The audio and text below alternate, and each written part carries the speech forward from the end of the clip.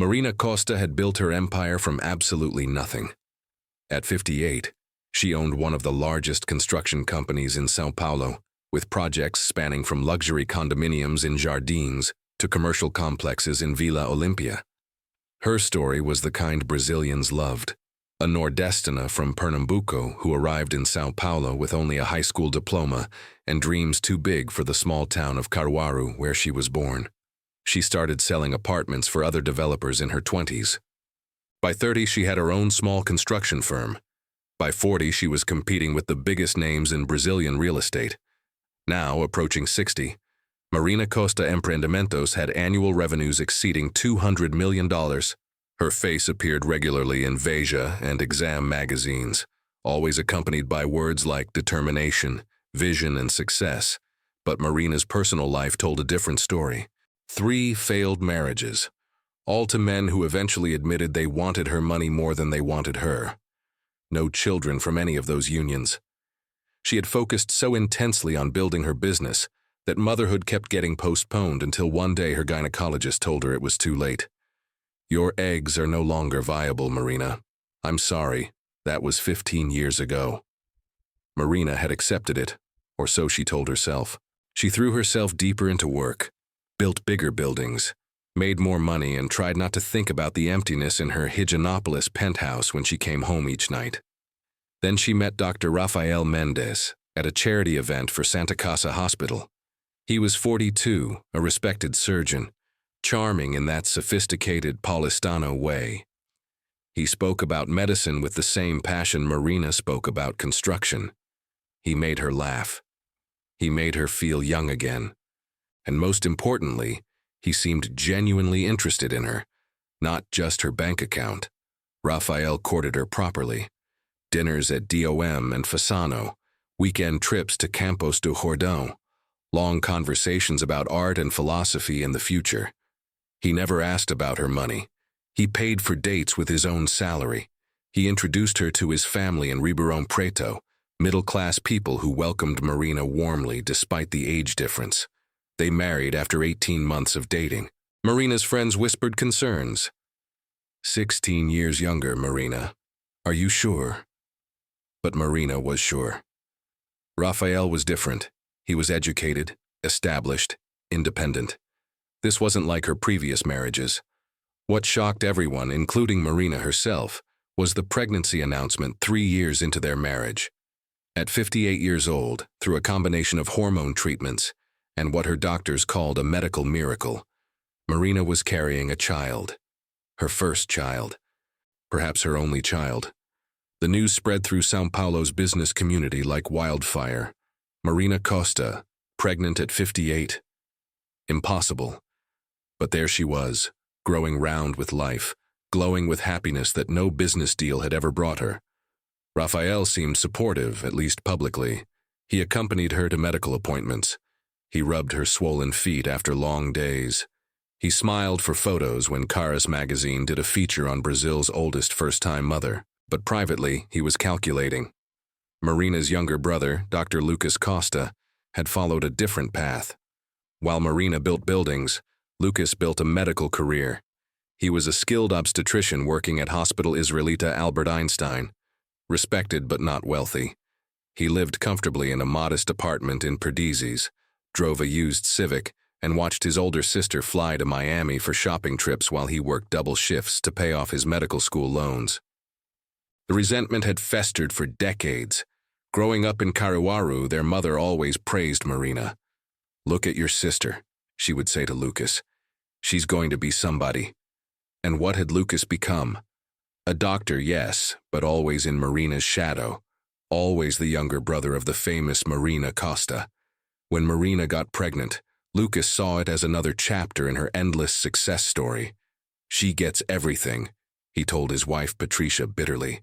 "Money, fame, and now a baby at 58 when normal women her age are becoming grandmothers.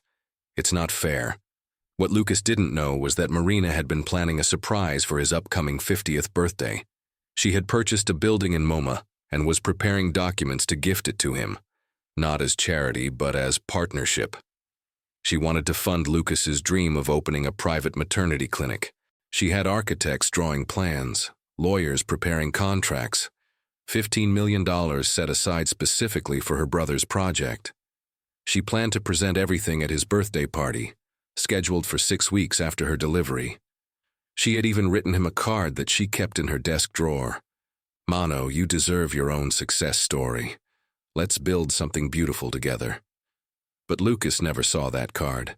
He never knew his sister was finally ready to invest in his dreams. Raphael's concerns about the pregnancy went deeper than anyone realized. Marina's will left everything to her child. If this baby arrived healthy, Raphael's inheritance would shrink dramatically.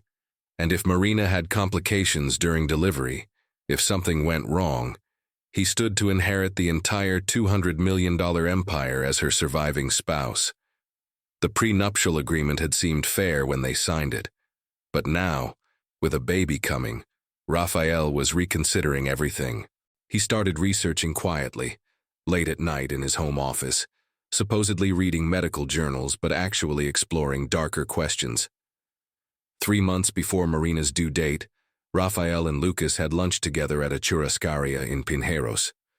Two brothers-in-law discussing Marina's high-risk pregnancy over picanha and caipirinhas. The conversation seemed innocent. Medical concerns about a 58-year-old first-time mother, discussion of delivery options, talk of potential complications. But beneath the surface, both men were measuring each other. Both had resentments they hadn't voiced. Both had financial motivations they hadn't admitted. And by the end of that lunch, sitting in the air-conditioned comfort of that upscale Brazilian steakhouse, they had found common ground in the worst possible way. Neither spoke it aloud. They didn't need to. The understanding passed between them in careful words and meaningful silences. Marina's pregnancy needed to end her ability to have more children, and they were the two people with the medical knowledge and access to make that happen. The second meeting happened in a parking garage beneath Shopping Iguatemi. Raphael had chosen the location carefully, somewhere public enough to avoid suspicion but private enough for dangerous conversations. They met at 11 at night when security cameras had blind spots and shoppers had gone home. Lucas arrived first, parking his Civic near the concrete pillar where they had agreed to meet. Raphael pulled up 10 minutes later in Marina's Mercedes, the one she had bought him for his birthday. The irony wasn't lost on either man. They sat in Raphael's car with the engine off, speaking in Portuguese but keeping their voices low. Raphael pulled out his phone and showed Lucas something that made the doctor's eyes widen. Bank statements, Marina's accounts, numbers that seemed impossible. "She has $187 million liquid," Raphael said quietly. "Beyond the properties, beyond the business. Just sitting in investments." Lucas stared at the screen. He earned $45,000 per month as a senior obstetrician. Good money by Brazilian standards, but nothing compared to what his sister possessed. "She could solve all my problems with one wire transfer," he said bitterly. "Instead, she sends me a fruit basket every Christmas." Raphael understood that bitterness. He lived in Marina's penthouse, drove her cars, attended her business dinners where people treated him like an accessory. The young husband, Marina's trophy.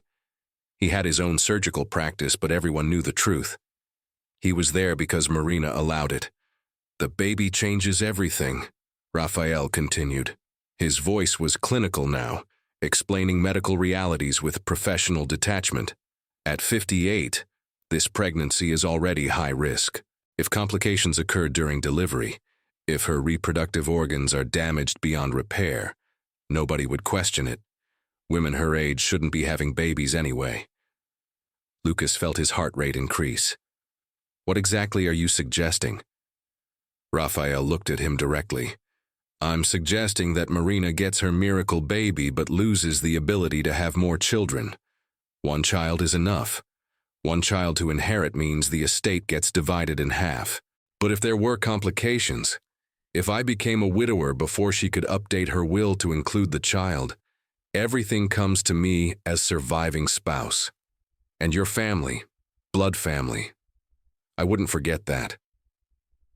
The number Raphael mentioned made Lucas dizzy. $20 million. 20 million reais as payment for ensuring Marina's delivery had the right kind of complications.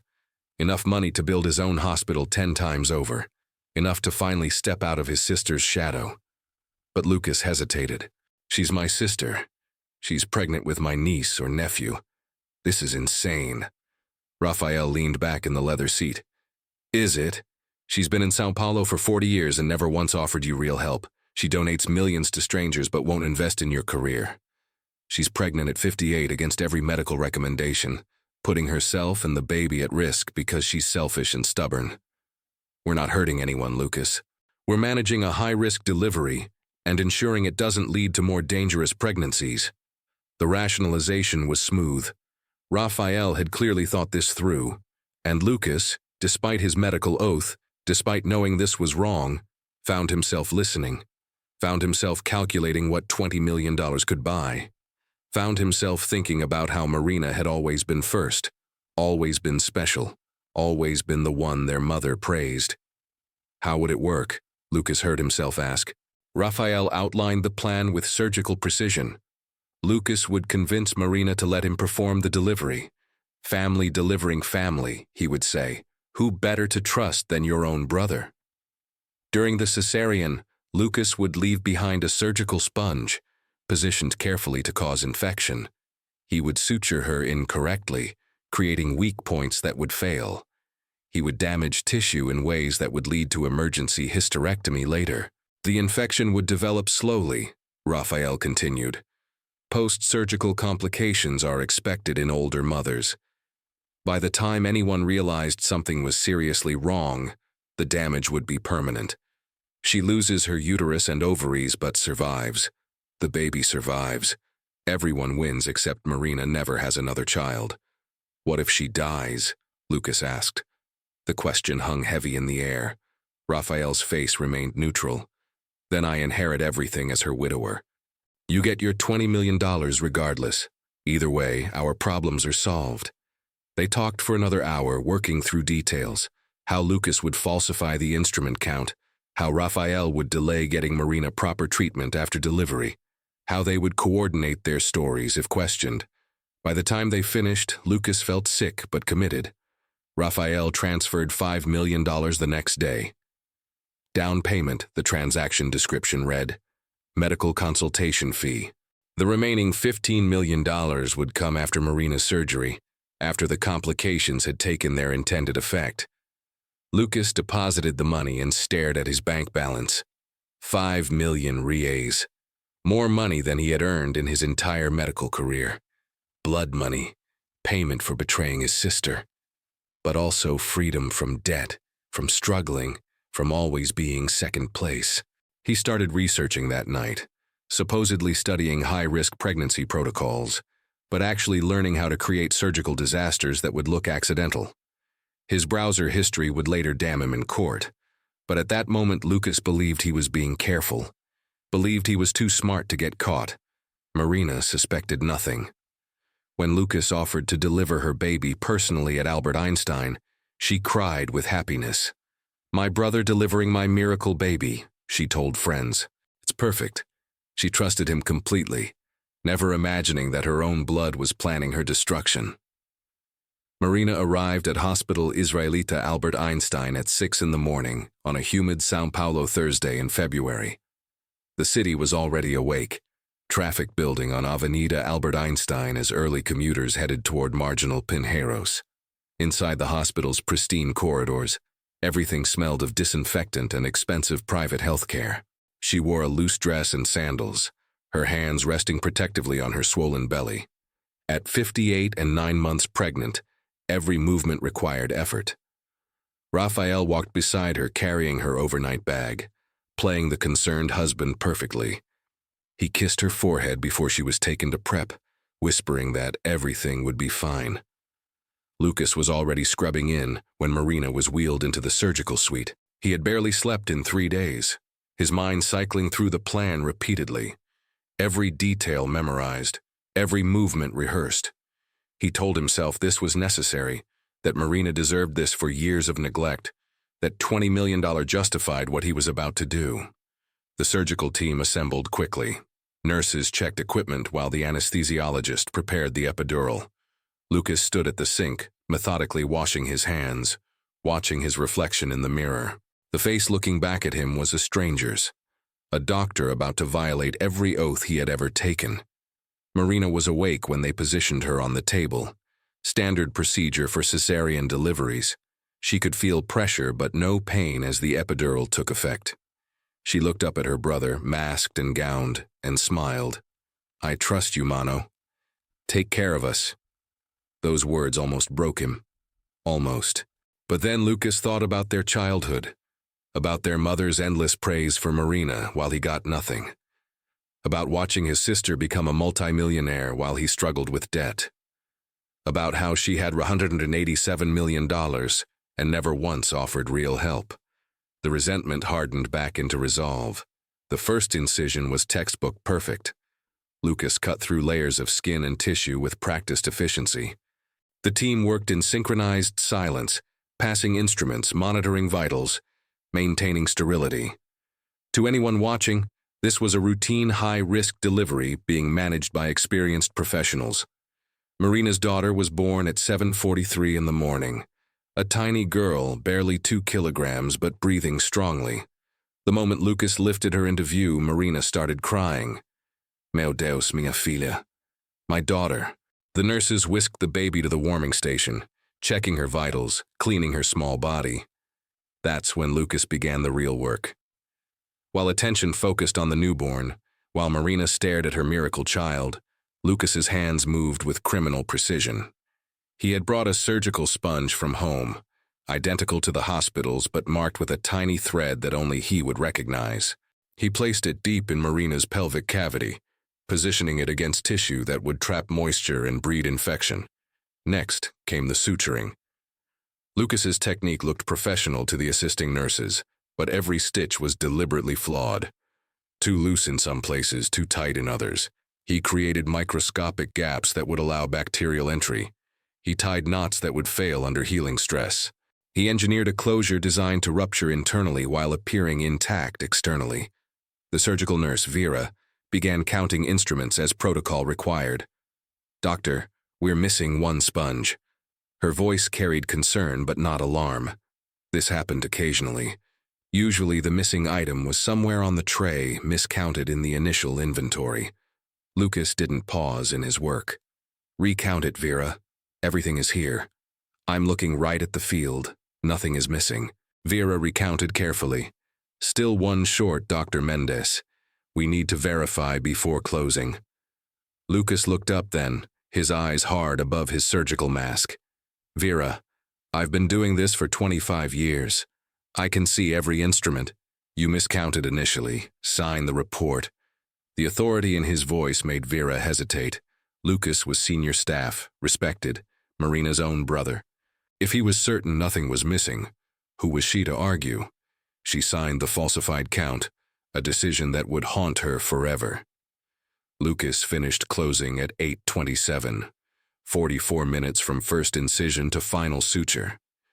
He stripped off his gloves and told Marina everything had gone perfectly. "You did beautifully, Mana. Your daughter is healthy. You're going to recover wonderfully." Marina was crying again, overwhelmed with joy and relief. "Thank you, Lucas. Thank you for giving me this gift." She had no idea her brother had just planted a time bomb inside her body, one that would detonate slowly over the coming weeks. Raphael visited recovery briefly. He held the baby for exactly 90 seconds, long enough for the nurses to see him being fatherly, then handed her back claiming he needed to make important calls. He left the hospital within 20 minutes, already distancing himself from what was coming. Lucas wrote his surgical notes with meticulous care. Uncomplicated cesarean delivery. No intraoperative issues. Patient stable. Estimated blood loss within normal limits. Every word a lie. Every sentence part of the cover-up. He submitted the report and went home, where he vomited twice before collapsing into bed. The infection began within hours, bacteria colonizing the retained sponge, multiplying in the warm tissue, spreading through weak sutures into Marina's abdominal cavity. But it would be days before anyone noticed. Days of Marina bonding with her daughter, naming her Sophia, dreaming of their future together, completely unaware that she was dying from the inside out. The pain started on day 2. Marina woke in her recovery room at Albert Einstein, with sharp cramping that felt different from normal post-surgical discomfort. She pressed the call button and told the nurse something felt wrong deep inside her abdomen. The nurse checked her vitals, saw nothing alarming, and assured her this was typical after major surgery. Marina called Lucas that afternoon. "Mano, I have this pain that doesn't feel right. It's not where the incision is. It's deeper." Lucas had been expecting this call. He kept his voice calm and professional. "Marina, you just had major abdominal surgery at 58. Your body needs time to heal. The pain is normal inflammatory response. Take your medication and rest." By day 4, Marina was home in her Higienopolis penthouse with baby Sophia and a night nurse named Clarice. The apartment had floor-to-ceiling windows overlooking São Paulo's skyline, but Marina barely noticed the view. She was focused on the increasing pain and the low-grade fever that wouldn't break. Raphael was notably absent.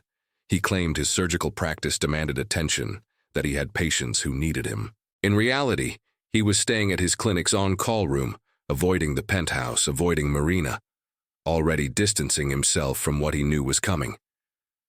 Marina called him crying, "Amor, please come home. I'm scared. Something's wrong with me. I need you here." Raphael's response was cold. "You're being dramatic. You have a night nurse. You have your medication. I'll be home when I can." He hung up before she could respond. By day 7, the smell began. Faint at first, sweet and sour simultaneously. Clarice noticed it when changing Marina's surgical dressing, but said nothing, assuming it was normal post-operative discharge. Marina smelled it too and felt shame wash over her. Her body was producing an odor she couldn't control, something rotten and wrong. She called Lucas again, her voice weak. "There's a smell, Mano. My body smells like something's dying inside me. Please come check on me." Lucas visited that evening, examined her incision superficially, and prescribed a stronger antibiotic. "Post-surgical discharge can have strong odors in some patients," he said with practiced authority, "especially at your age. Your body is working hard to heal. The smell will pass, but it didn't pass, it intensified." By day 10, the odor filled Marina's bedroom despite open windows and air purifiers running constantly. Clarice started wearing a mask, claiming she had a cold, but Marina knew the truth. Her own body disgusted people. Raphael stopped coming to the penthouse entirely. When Marina begged him to visit, he made excuses. "I can't risk getting sick. I have surgery scheduled. Think about Sophia, she needs at least one healthy parent." His cruelty was calculated, designed to isolate Marina when she was most vulnerable. Marina's fever climbed to 39 degrees Celsius by day 14. Her incision site showed discoloration, the edges turning yellowish-green. Fluid seeped through the sutures, staining the bandages with something dark and foul. She could barely stand without assistance. Every movement sent waves of agony through her abdomen. She called Lucas multiple times daily now. "Mano, please, I'm not getting better. I'm getting worse. I can't take care of Sophia like this. I need help." Each time, Lucas dismissed her concerns. "You're healing slowly because of your age. Older mothers take longer to recover. Be patient. Keep taking your antibiotics. Your body will adjust." He was gaslighting her deliberately, making her believe her age was the problem instead of his sabotage. And Marina, exhausted and confused, accepted his explanations. She blamed herself, blamed her 58-year-old body for failing her miracle baby.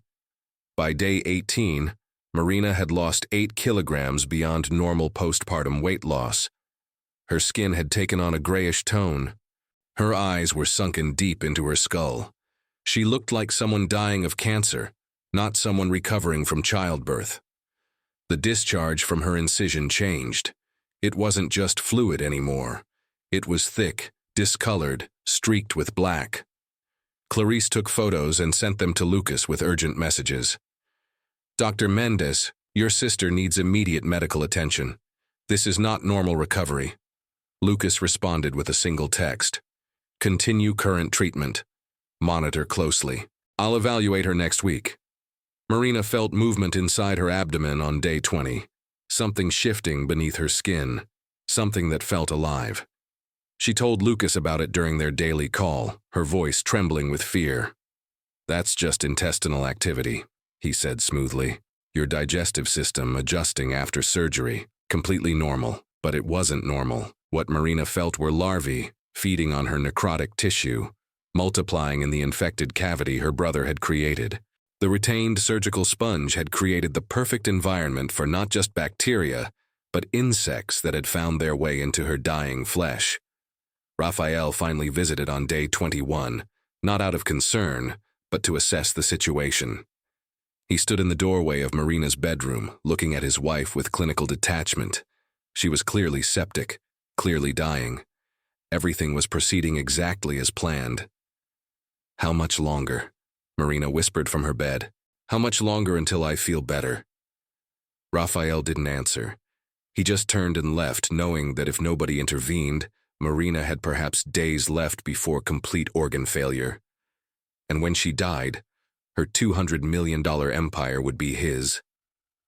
Isabella Ferreira had known Marina for 32 years. They met when Marina was still selling apartments door to door, and Isabella was working as a secretary at a real estate office in Moema. They built their careers together, became best friends, stood beside each other through marriages and divorces and business struggles. When Isabella hadn't heard from Marina in 10 days, she knew something was wrong. Marina always called after major life events, always shared her joy. The silence was unnatural, especially after finally becoming a mother at 58. Isabella tried calling repeatedly. Marina's phone went straight to voicemail. She tried Raphael, who responded with a curt text saying Marina was resting and didn't want visitors. That response raised immediate red flags. Marina loved company. She thrived on social interaction. On day 22, Isabella drove to the Higienopolis penthouse unannounced. She used the building key Marina had given her years ago for emergencies. This felt like an emergency. The smell hit her in the elevator. By the time she reached the penthouse door, Isabella was breathing through her mouth, her nursing background from decades ago screaming warnings. She had worked in hospitals before switching to business. She knew what infection smelled like. She knew what death smelled like. Clarice opened the door looking exhausted and relieved to see someone. Thank God you're here. She's been asking for you. I've been telling Dr. Mendez she needs a hospital, but he says she's fine. She's not fine, Senora Isabella. She's dying. Isabella rushed to Marina's bedroom and stopped cold in the doorway. Her best friend looked like a corpse. Gray skin, hollow cheeks, eyes sunken into her skull. The smell emanating from her body was overwhelming, putrid and sweet simultaneously. Marina was lying in soaked sheets, clearly feverish, clearly septic. Isa? Marina's voice was barely audible. When did you get here? Just now, querida. Isabella moved to the bedside, taking Marina's hand. It was burning hot. Meu Deus, Marina. How long have you been like this? Lucas says it's normal. Older mothers heal slowly. I just need more time. Isabella felt rage building in her chest. This wasn't normal. This was septic shock. This was organ failure. This was a woman hours away from death. Where's Raphael? He's busy, working. He can't risk getting sick. The abandonment was clear. Isabella pulled out her phone and called Lucas immediately. He answered on the 4th ring, his voice professionally calm. Lucas, this is Isabella Ferreira. I'm with your sister right now. She's dying. Why haven't you hospitalized her? There was a brief pause. Isabella, I appreciate your concern, but Marina is experiencing complicated recovery. Moving her could be dangerous at this stage. Dangerous? She has septic shock. She's gray. She's burning with fever. She smells like rotting flesh. What kind of doctor lets his sister deteriorate like this? Lucas's tone hardened. You're not a medical professional. You're causing unnecessary panic. Marina needs rest and time, not hysterics. Isabella ended the call and immediately dialed SAMU, São Paulo's emergency medical service. Then she called Hospital Sírio-Libanês, one of Brazil's best hospitals, and told them she was bringing a septic patient who needed immediate intensive care. She went back to Marina's bedside. "We're going to the hospital right now. Not Albert Einstein. Somewhere else. Somewhere Raphael and Lucas can't interfere." Marina was too weak to argue. Isabella and Clarice worked together to dress her, supporting her weight as they moved her toward the door. Marina kept mumbling about Sophia, about not wanting to leave her baby. "Sophia is safe with Clarice," Isabella assured her. "Right now, I need to save your life." They were halfway to the elevator when Raphael appeared. He had been in his study, monitoring the situation, and heard the commotion. "Where are you taking her?" His voice was sharp, commanding.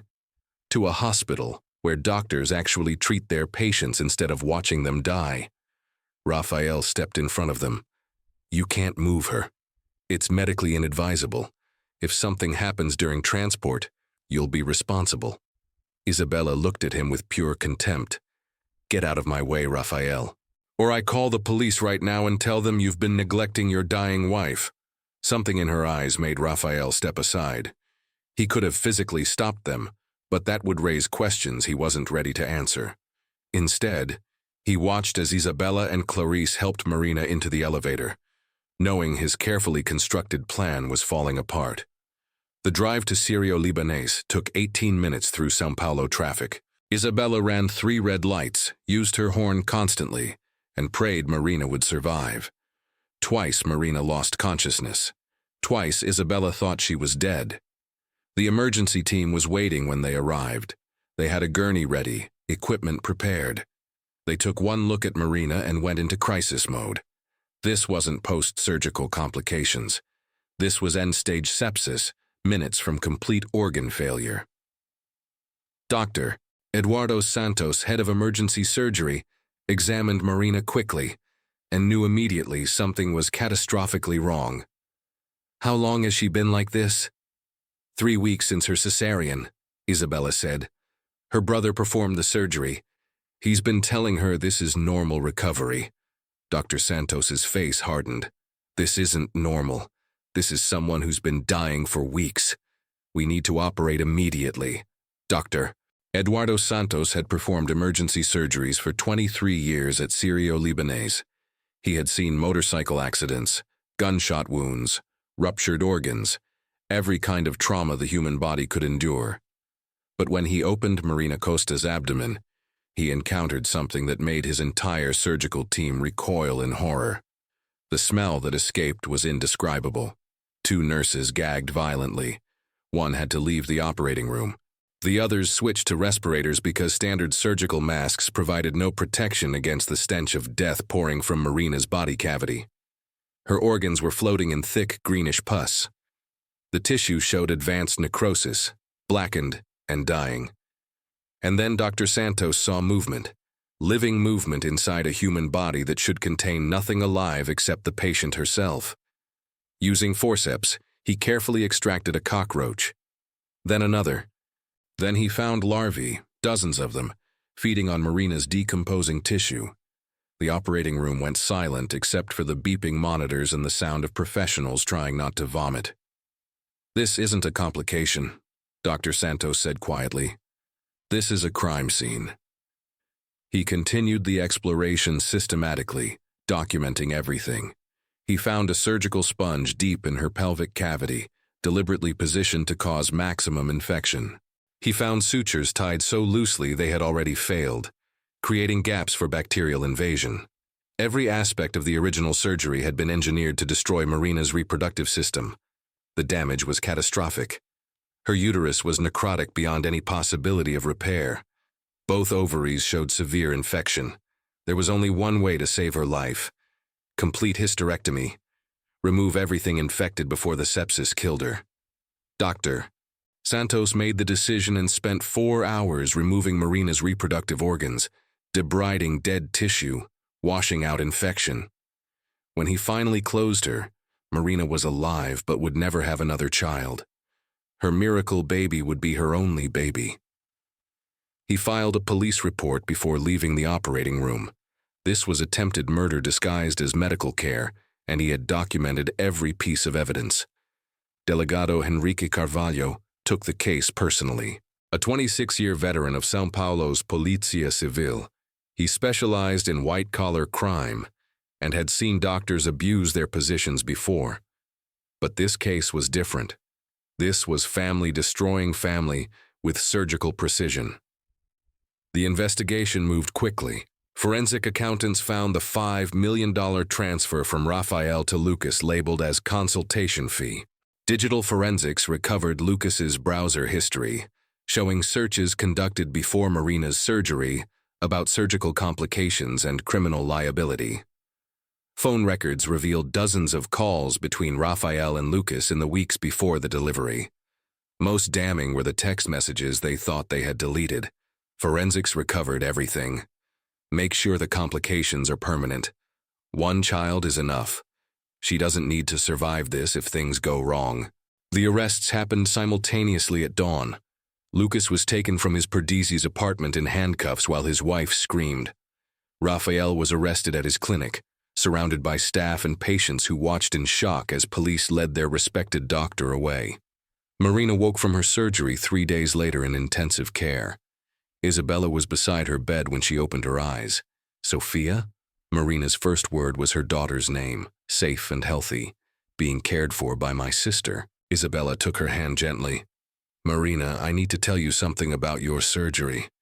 Marina listened as Isabella explained everything. The larvae, the deliberate sabotage, the hysterectomy, the arrests. With each revelation, something inside Marina shattered. Not just her body, but her understanding of family, of trust, of love. My own brother, she whispered. My own husband. They tried to kill me. The trial lasted 3 weeks. Prosecutor Daniela Moreira presented overwhelming evidence. The financial motive, the conspiracy, the digital trail, Dr. Santos's testimony about finding larvae inside Marina's body, the surgical sponge that should never have been there. Lucas tried to claim it was an honest mistake. Rafael tried to blame Lucas entirely. Neither defense worked. The jury saw through their lies in 4 hours of deliberation.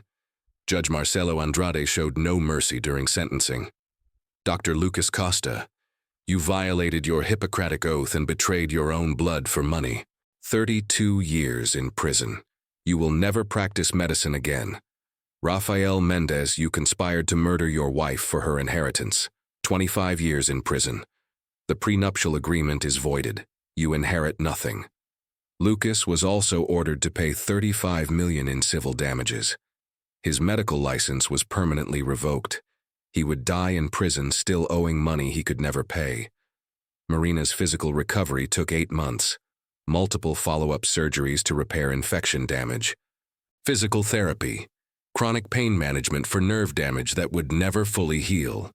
The medical costs exceeded $850,000. But the psychological recovery was harder. PTSD, betrayal trauma, panic attacks whenever she smelled anything that reminded her of those 3 weeks of dying. She sold the Higienopolis penthouse. Too many terrible memories. She bought a smaller home in Jardim Europa, closer to Isabella. She found the birthday card in her desk drawer 6 months after the trial. The one she had written to Lucas about funding his dream clinic. She read it once and burned it, watching the paper curl and blacken, destroying the last remnant of the brother she thought she knew. Marina focused on Sophia, on being present for her miracle daughter, even when her body hurt and her heart was broken. She rebuilt her construction empire stronger than before, and she started a foundation helping women who had been betrayed by trusted medical professionals. On Sophia's first birthday, Marina held her daughter close and whispered a promise. I will protect you from everyone who pretends to love us, even family, especially family.